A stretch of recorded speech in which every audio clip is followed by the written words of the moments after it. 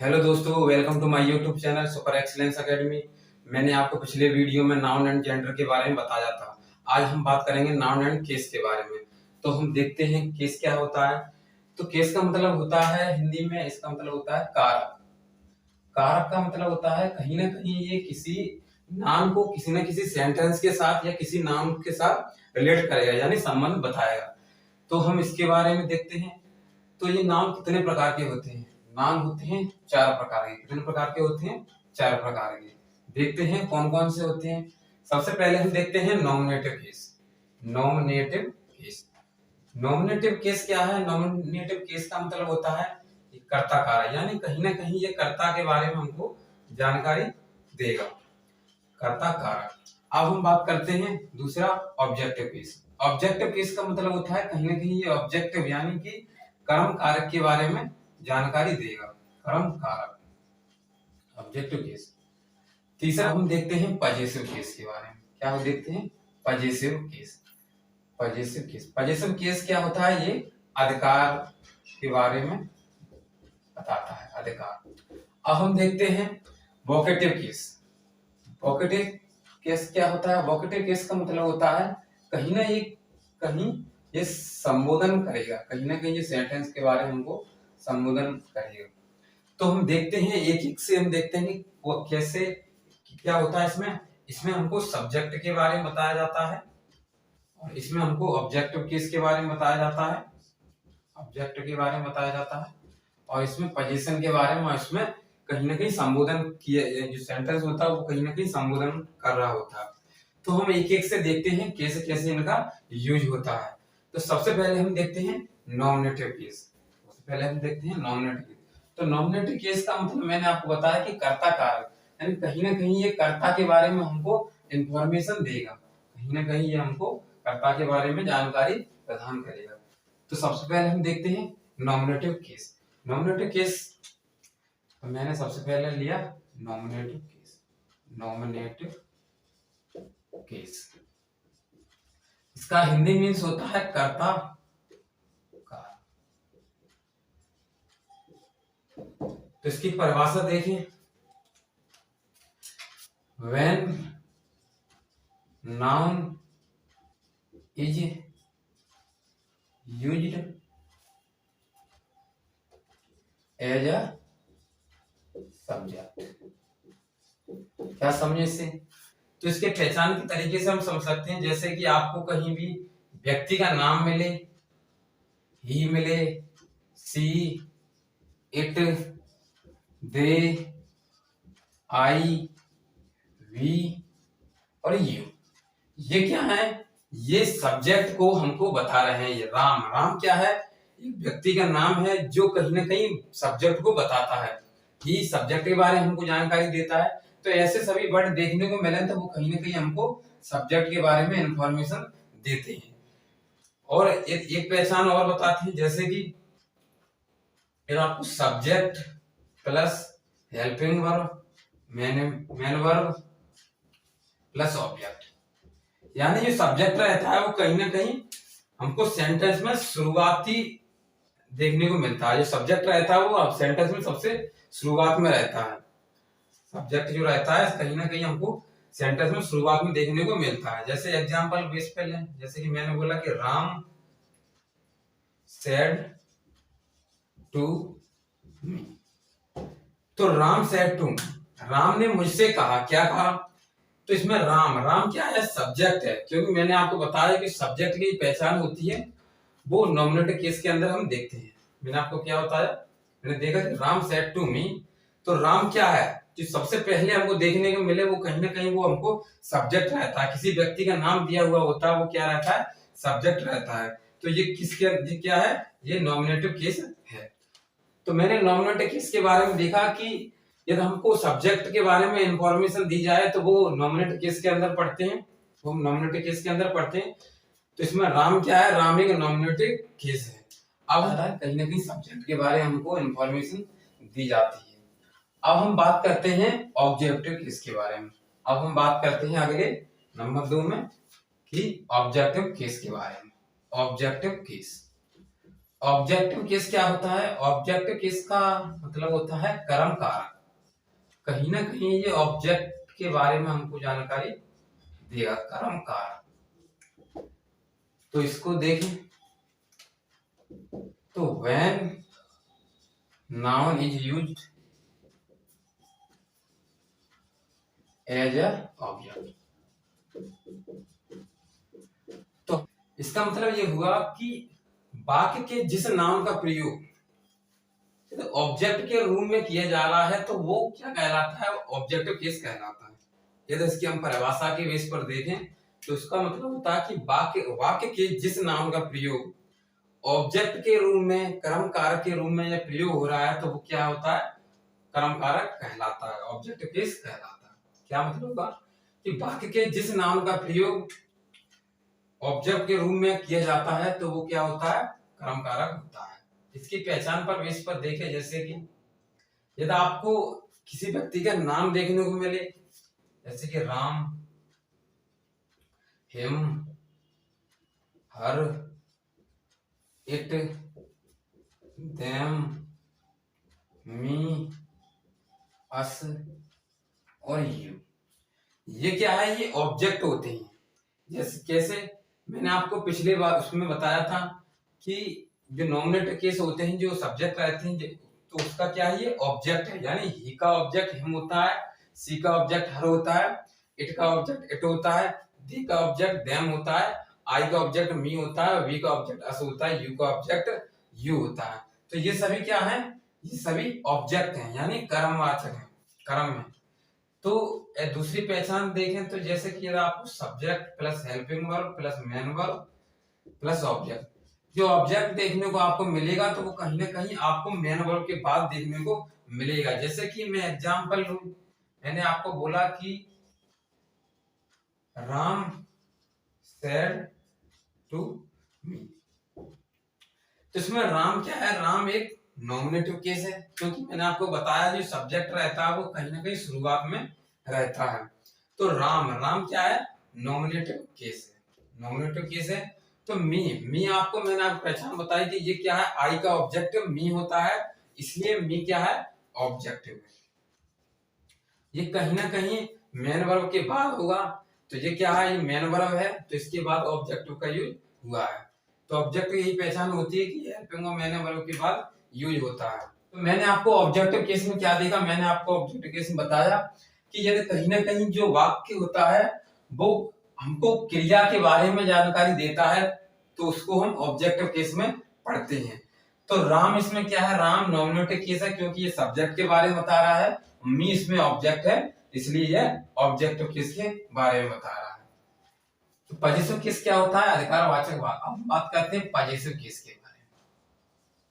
Positive case मतलब अधिकारवाचक, अधिकारवाचक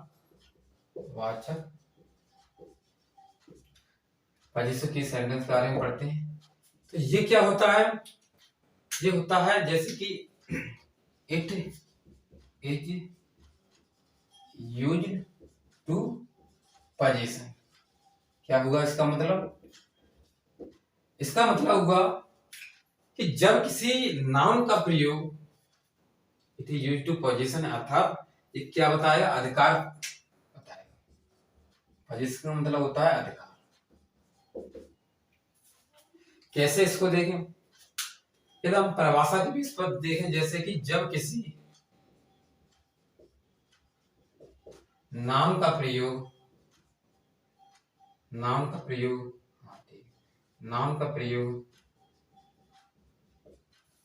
दूसरे नाम के साथ जब किसी नाम का प्रयोग दूसरे नाम के साथ निकट में या अधिकार में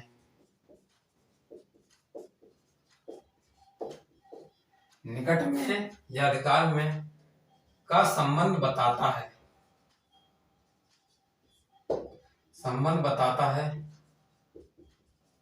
वो क्या होता है? पॉजिटिव केस कहलाता है। मैंने आपको क्या बताया? मैंने आपको बताया कि जब किसी नाम का प्रयोग दूसरे नाम के साथ कहीं ना कहीं इसमें दो नाउन दिए जाएंगे, तो वो आपको कहीं ना कहीं उस पर अधिकार के बारे में बताया जाएगा या कहीं ना कहीं निकट के बारे में बताया जाएगा। तो वो क्या कहलाते हैं? पॉजेसिव केस, अधिकारवाचक वाक्य कहलाते हैं। कैसे इसको हम इस बेस पर समझ सकते हैं, जैसे कि मैंने आपको बोला तो ये दो तरीके से हम पहचान करते हैं। एक करते हैं हम लिविंग के तौर पर, एक करते हैं नॉन लिविंग के बेस पर। यदि आपको लिविंग के बारे में बताया जाए तो अपोस्ट्रोफी एस का यूज किया जाएगा, अपोस्ट्रोफी यानी ये वाला साइन यूज किया जाएगा। यदि नॉन लिविंग के बारे में हमको जानकारी दी जाती है तो उसमें ऑफ का प्रयोग किया जाता है। दोनों का अर्थ देखा जाए तो इसका मतलब होता है का अर्थ निकलता है, अर्थ निकलता है, का अर्थ निकलता है। क्या हुआ इसका मीन्स? मैंने आपको बताया कि यदि किसी भी नाम है, इसमें क्या है, दो नाम दिए जाएंगे, वो आपको अधिकार के बारे में जानकारी देगा। यदि आपको लिविंग यानी सजीव के बारे में बताया जाएगा तो यदि दो नाउन्स का सजीव के बारे में बताया जाएगा तो उसमें अपोस्ट्रोफी एस का प्रयोग किया जाएगा। यदि हमको निर्जीव के बारे में बताया जाएगा तो उसमें ऑफ का यूज किया जाएगा। कैसे? एग्जांपल के बेस पर हम देखते हैं, जैसे कि परी अपोस्ट्रोफी हाउस, इसमें क्या, परी का घर, इसका अर्थ निकलेगा का। तो परी यानी ये भी क्या है, ये भी नाम है, ये भी नाम। तो मैंने आपको बताया कि किसी नाम का दूसरे नाम के साथ अधिकार के बारे में, अधिकार के अर्थ में, संबंध में बताया जाएगा। तो परी का घर, इसका जो अर्थ निकाला, इसका अर्थ क्या निकाला कि परी का घर, इसमें भी ये भी नाउन है, ये भी नाउन है। तो एक दूसरे के साथ रिलेट किया गया है तो अपोस्ट्रोफी एस का प्रयोग किया गया।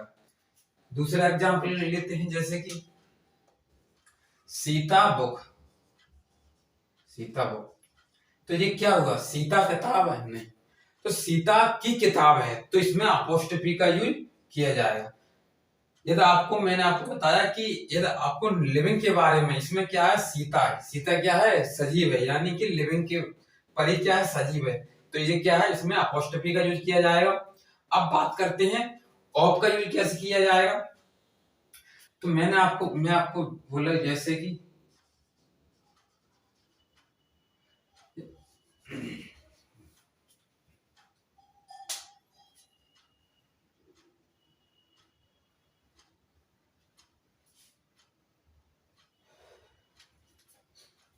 सीता जो, तीसरा एग्जांपल लेते हैं, जैसे कि Ram book is on the table, जो राम की जो किताब है वो टेबल पर रखी है। तो राम बुक, ये क्या है, डबल नाम है, एक नाम ये हुआ, एक नाम ये हुआ। तो मैंने आपको बताया है कहीं ना कहीं अधिकार के बारे में हमको जानकारी दी जाती है तो पजेसिव के अंतर्गत आती है। तो इसमें क्या है, राम जो है वो क्या है, लिविंग है, इसलिए इसमें अपोस्ट्रोफी एस का यूज किया जाएगा। इसमें किसका यूज किया जाएगा? इसमें अपोस्ट्रोफी एस का यूज किया जाएगा। तो इसका अर्थ हुआ कि राम की किताब, राम की किताब टेबल पर है। अब हम बात करते हैं ऑफ। ऑफ का मतलब होता है काकी के, अर्थात इसमें भी यह है काकी के। इसका मतलब क्या होता है, का अर्थ निकले, की का अर्थ निकले और के का अर्थ निकल सकता है। अब हम बात करते हैं ऑफ के बारे में। ऑफ का एग्जांपल लेते हैं, जैसे कि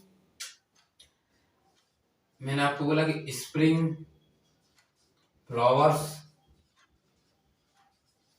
चार्म ऑल ऑफ। इसका मीन्स क्या होगा, जो बसंत ऋतु में जो फूल होते हैं वो सभी को आकर्षित करते हैं, सभी को आकर्षित करते हैं। तो इसमें क्या है, स्प्रिंग ये नाम है और ये नाम है।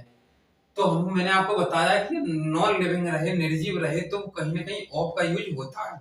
यदि इसमें अपोस्ट्रोफी एस का यूज हुआ है तो कहीं ना कहीं वो एरर है, यानी कि गलती है।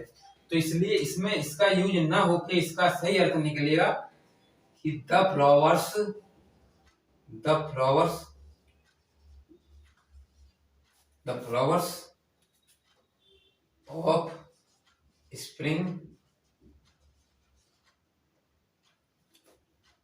All of us, spring charm all of us,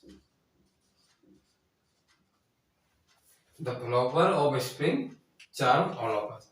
तो क्या मैंने देखा कि यदि आपको नॉन लिविंग के बारे में, निर्जीव के बारे में बताया जाता है तो उसमें अपोस्ट्रोफी एस का यूज न करके हम उसको ऑफ का यूज करना है। तो जो फूल होते हैं, जो बसंत ऋतु में फूल होते हैं, वो सभी को आकर्षित करते हैं। तो इसमें किसका यूज हुआ है? इसमें ऑफ का यूज हुआ है, क्योंकि ये नॉन लिविंग है। तो मैंने आपको बताया कि पजेसिव यानी किसी अधिकार के बारे में हमको जानकारी दी जाती है, तो पजेसिव केस के अंतर्गत हम पढ़ते हैं, तो उसकी पहचान हम अपोस्ट्रोफी और ऑफ लगाकर उस वाक्य को पहचान सकते हैं। तो अब हम बात करते हैं वोकेटिव केस के बारे में। तो मैंने अभी क्या देखा? मैंने देखा पजेसिव केस के बारे में। पजेसिव केस क्या होता है? पजेसिव केस का मतलब होता है कि कहीं ना कहीं हमको अधिकार के बारे में बताता है, या कहीं ना कहीं निकट के बारे में बताता है। तो जैसा कि मैंने आपको बोला कि अनुज बुक, तो अनुज किताब तो नहीं है, बल्कि अनुज की किताब हो सकती है। तो अनुज अपोस्ट्रोफी एस, यानी कहीं ना कहीं इसमें अपोस्ट्रोफी एस का मतलब होता है कि का अर्थ निकलता है, तो उसमें का अर्थ निकाल के अपोस्ट्रोफी लगाकर उसकी पहचान करते हैं। अब हम देखते हैं चौथा वोकेटिव केस, किसके बारे में बात करते हैं? वोकेटिव केस का मतलब होता है संबोधन कारक। मतलब इसमें क्या है, कहीं ना कहीं हमको सेंटेंस में संबोधन करेगा, कहीं ना कहीं जो वाक्य रहेगा, वो नाम रहेगा, वो कहीं ना कहीं हमको संबोधन करेगा। कैसे करेगा? अब हम बात करते हैं, जैसे कि when noun is used as a adversal purpose, मतलब क्या हुआ? इसका मतलब ये हुआ कि कहीं ना कहीं हमको एड्रेस के बारे में हमको जानकारी देगा। जैसे कि एग्जाम्पल के बेस पे समझते हैं। मैंने एग्जाम्पल लिया, जैसे कि राम कम हियर, राम इधर आओ, राम कम हियर। तो ये नाम क्या है? तो नाम एक वोकेटिव केस है।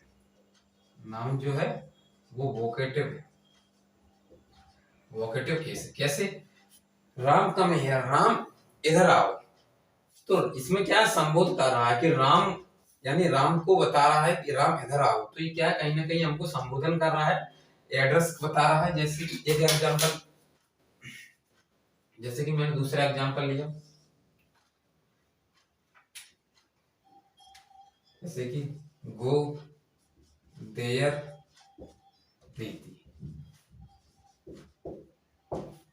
तो गो देयर प्रीति, वहां जाओ प्रीति। अर्थात एक कहीं ना कहीं हमको एड्रेस यानी जानकारी दे रहा है, कि संबोधन कर रहा है कि ये काम करो। कहीं ना कहीं इसमें हमको बताया जाएगा कि इसमें हमको परमिशन दी जाएगी, यानी प्रपोज किया जाएगा, इसमें परमिशन दी जाएगी। तो ऐसे वाक्य आपको देखने को मिले, तो वो कहीं ना कहीं आपको संबोधन कर रहा है। तो ऐसे बात, तो उसको क्या कहते हैं? वोकेटिव केस के अंतर्गत उसको हम पढ़ते हैं। अब हम बात करते हैं। तो मैंने वोकेटिव केस में क्या देखा? मैंने वोकेटिव केस में देखा कि कहीं ना कहीं सेंटेंस हमको संबोधन कर रहा होता है, अर्थात वोकेटिव केस के अंतर्गत इसको हम पढ़ते हैं। अब हम बात करते हैं आगे, देखते हैं रूल नंबर 1 के अकॉर्डिंग। अब हम देखते हैं रूल नंबर 1। रूल नंबर 1 क्या कहता है? रूल नंबर 1 आपको बताता है कि यदि आपको हॉस्टल, कॉलेज, स्कूल,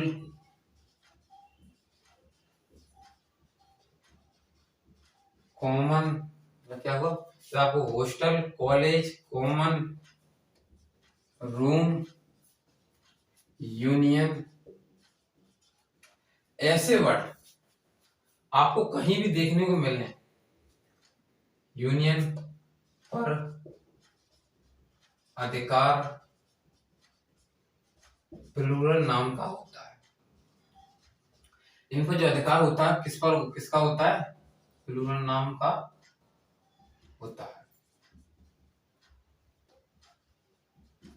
प्लूरल नाम का होता है, अधिकार इनका होता है, प्लूरल नाम का होता है। तो ऐसे प्लूरल नाम आपको देखने को मिले क्या? Hostel, college, school, common, room, union. तो ये सभी क्या होते हैं, ये प्लूरल होते हैं। कैसे प्लूरल होते हैं, जैसे कि बॉयज हॉस्टल, लड़कों का ये हॉस्टल है, गर्ल्स हॉस्टल। तो ये क्या है, कहीं ना कहीं हमको समुदाय को व्यक्त करता है, तो उसमें प्लूरल नाउन का अर्थात ये प्लूरल नाउन में यूज होते हैं। तो ये कहीं ना कहीं अधिकार के बारे में बताते हैं। ये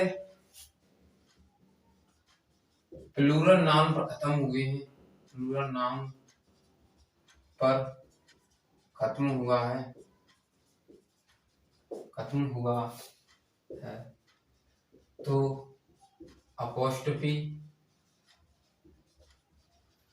एस, अपोस्ट्रोफी एस का अर्थात अपोस्ट्रोफी का प्रयोग होता है। अपोस्ट्रोफी एस का प्रयोग ना होगे बल्कि खाली अपोस्ट्रोफी का प्रयोग होता है। कैसे, और इसमें एक चीज और देख सकते हैं, जैसे कि यदि आपको if noun ends with, noun ends with S, अर्थात एस साउंड निकलता है, एस साउंड की ध्वनि निकलती है, तो उसमें खाली किसका प्रयोग होगा, उसमें अपोस्ट्रोफी का यूज होता है, उसमें अपोस्ट्रोफी ये साइन होता है उसका यूज होता है। तो मैंने आपको इसमें देखा कि ये आपको hostel, college, school, common room, union जैसे वर्ड देखने को मिले, तो वो कहीं ना कहीं अधिकार के बारे में व्यक्त करते हैं और ये प्लूरल होते हैं, और प्लूरल नाउन पर खत्म हुआ तो अपोस्ट्रोफी का प्रयोग होता है। इफ नाउन एंड्स विद, यदि आपको कहीं भी जो नाउन होता है वो अंत में यदि एस ध्वनि निकाल रहा है, यदि अंत में एस ध्वनि निकालता है तो उसमें अपोस्ट्रोफी, खाली अपोस्ट्रोफी का यूज होता है। इसमें कैसा अपोस्ट्रोफी का यूज होता है, अपोस्ट्रोफी साइन का यूज, अपोस्ट्रोफी साइन का यूज होता है, अपोस्ट्रोफी साइन का यूज होता है। कैसे, जैसे हमें एग्जांपल देखते हैं, जैसे कि मैंने बोला कि बॉय हॉस्पिटल, बॉय हॉस्टल, लड़कों का हॉस्टल। तो इसमें क्या है, अपोस्ट्रोफी एस का यूज हुआ, क्या ये सही है, नहीं, लड़के का हॉस्टल नहीं बल्कि लड़कों का हॉस्टल। तो ये कैसा रहेगा, इसका बॉयज अपोस्ट्रोफी लगेगा, क्योंकि एस ध्वनि मैंने आपको बताया कि एस साउंड निकले तो अपोस्ट्रोफी साइन का यूज होता है, ना कि अपोस्ट्रोफी एस का यूज होता है। तो इसलिए इसमें खाली अपोस्ट्रोफी का यूज होगा, तो बॉयज हॉस्टल। जैसे कि मैंने एग्जांपल लिया कि गर्ल्स होम, गर्ल, जैसे girls school, girl school, girls school, girls school. तो ऐसा नहीं रहता, इसकी क्या है, लड़की का स्कूल, लड़की का नहीं बल्कि लड़कियों का स्कूल, तो गर्ल्स स्कूल। तो इसमें खाली अपोस्ट्रोफी का यूज होगा, तो गर्ल्स, खाली अपोस्ट्रोफी का यूज होगा, इसलिए गर्ल्स स्कूल। मैंने देखा कि यदि आपको ऐसे कहीं जो वर्ड देखने को मिले, यदि आपको एस ध्वनि पर खत्म होते हैं तो उसमें खाली अपोस्ट्रोफी का यूज होता है, ना कि अपोस्ट्रोफी एस का, क्योंकि ये कहीं ना कहीं हमको पूरे समुदाय को व्यक्त करते हैं। तो आगे हम देखते हैं, जैसे कि एक एग्जांपल बेस पर हम देखते हैं। मैंने तीसरा एग्जांपल लिया, I have lost Levi's, Levi's laptop. मैंने जो, मेरे पास जो लैपटॉप है वो लेवाइस का नहीं, मेरे पास जो लेवाइस का लैपटॉप हो गया, तो लेवाइस लैपटॉप, तो लेवाइस, इसमें क्या है, एस ध्वनि निकल रही, इसलिए इसमें अपोस्ट्रोफी, खाली अपोस्ट्रोफी का यूज होगा, तो इसलिए ये सेंटेंस सही है। तो इस ऐसे सेंटेंस, इसमें रूल नंबर 1 में मैंने क्या देखा, मैंने देखा कि ऐसे सभी वर्ड आपको देखने को मिले तो वो कहीं ना कहीं हमको अधिकार बता रहे होते हैं, क्योंकि ये लड़कों का हॉस्टल, लड़कियों का स्कूल, तो ये कहीं ना कहीं पूरे समुदाय को व्यक्त करते हैं, तो उसमें हम खाली अपोस्ट्रोफी का यूज करते हैं, और इसमें एस साउंड निकले तो उसमें खाली अपोस्ट्रोफी का यूज करते हैं, ना कि अपोस्ट्रोफी एस। तो अगला रूल देखते हैं। मैंने इस रूल में क्या देखा, मैंने रूल नंबर 1 में देखा कि यदि आपको एस साउंड निकले तो वो कहीं ना कहीं, तो उसमें हम अपोस्ट्रोफी का यूज करेंगे, ना कि अपोस्ट्रोफी एस, क्योंकि उसमें पहले से ही एस की ध्वनि निकल रही है, तो उसमें अपोस्ट्रोफी का यूज करेंगे, तो अपोस्ट्रोफी का यूज करते हैं। अब हम रूल नंबर 2 के अकॉर्डिंग देखते हैं। तो रूल नंबर 2 क्या कहता है, रूल नंबर 2 देखते हैं। रूल नंबर 2, रूल नंबर 2 क्या कहता है? रूल नंबर आपको दो नाम दिए होते हैं, वो एंड से जुड़े हुए होते हैं, या दो नाम दिए होते हैं तो एंड के बाद वाला सेंटेंस, एंड के बाद वाले नाम के अकॉर्डिंग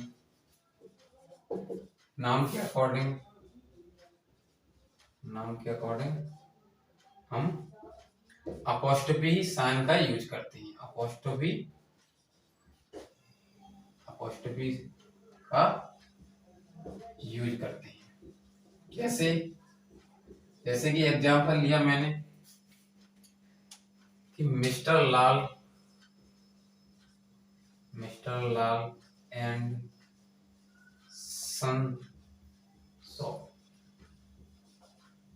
यानी मिस्टर लाल एंड सन, यानी मिस्टर लाल और सन उसके पुत्र की दुकान है, यानी उसके पिताजी यानी ये बेटा है तो उसके दुकान है। ये क्या है, कहीं ना कहीं एंड से एक ही उसका बोध करा रहे हैं। तो ऐसे कभी आपको सेंटेंस देखने को मिले तो उसमें क्या है, जो बाद वाला, जो एंड के बाद वाला जो सेंटेंस रहता है, जो बाद वाला नाम दिया होता है, उसमें अपोस्ट्रोफी एस का यूज करते हैं। तो मैंने आपको इसमें क्या बताया, मैंने आपको बताया कि ये दो नाम दिए हुए होते हैं तो वो कहीं ना कहीं हमको एक ही अकॉर्डिंग, यानी कि मिस्टर लैंड एंड सन, यानी एंड के बाद वाले सेंटेंस में उसमें अपोस्ट्रोफी का यूज करके उस सेंटेंस को हम अपोस्ट्रोफी लगाते हैं, यानी कि दूसरे वाले नाम के साथ अपोस्ट्रोफी का यूज करते हैं, ना कि पहले वाले के साथ। क्योंकि तो अब हम बात करते हैं रूल नंबर 3 के अकॉर्डिंग।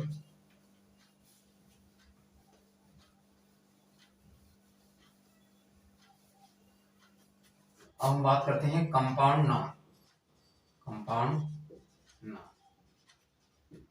इसमें क्या होता है, इसमें हम देखते हैं कि इसमें जो सेंटेंस दिया होता है इसमें अंतिम शब्द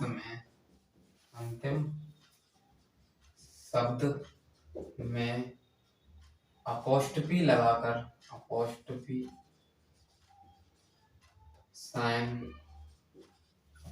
साइन ये वाला साइन लगाकर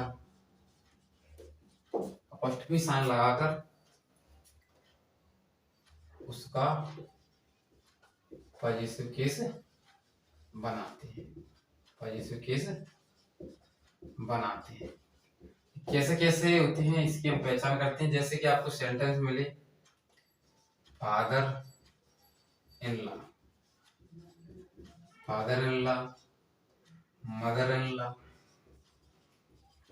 इन लॉ, फादर, जैसे कि सिस्टर इन लॉ,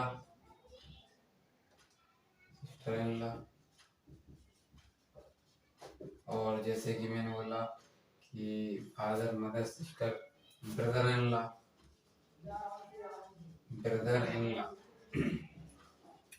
तो इसका मीन्स क्या होता है, इसका मतलब होगा फादर इन लॉ, अर्थात इसका अर्थ देखा है, इसका मतलब निकलता है ससुर, सास। इसका मतलब होता है तो ये क्या है, कहीं ना कहीं कंपाउंड है, यानी कहीं ना कहीं कनेक्टेड है। जैसे कि मैंने आपको बोला commander in chief, commander in chief.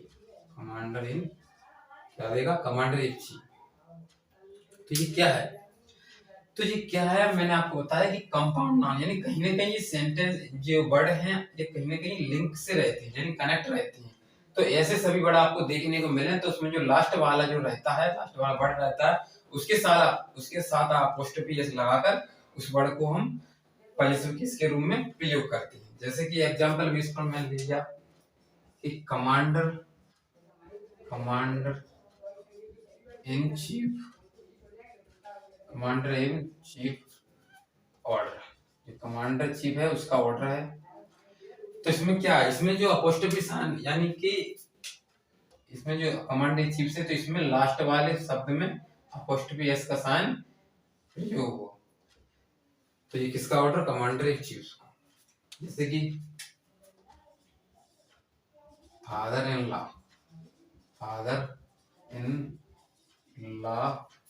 Office. तो ऐसा वर्ड आपको देखने मिले यानी कंपाउंड सेंटेंस, तो उसमें अपोस्ट्रोफी या साइन लगाकर उस सेंटेंस को हम पॉजिटिव केस के तौर पर बनाते हैं।